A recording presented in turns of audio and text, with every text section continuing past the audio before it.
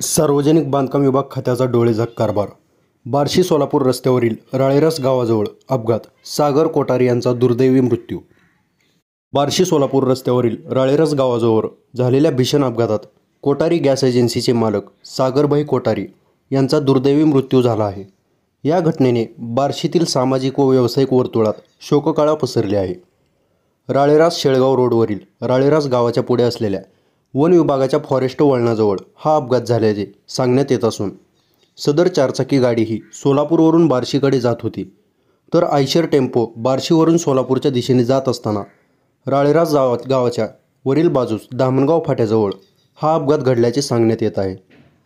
सदर ठिकाणी सार्वजनिक बांधकाम विभागाच्या PWDच्या वतीने कोणतेही फलक अथवा स्पीड ब्रेकर, गती कमी करण्याचे नियम, गाव शाळा आहे असे फलक लावण्यात आले नसून वळणाचा अंदाज वाहन चालकाला त्वरित येत नाही.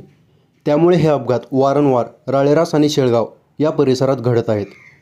तरी बार्शी सार्वजनिक बांधकाम विभागाने याची त्वरित दखल घेऊन सदर ठिकाणी बोर्ड, फलक, नियमावली, स्पीड लिमिट लावावे, अन्यथा तीव्र आंदोलन छेडण्याचा इशारा ग्रामस्थांनी दिलेला आहे.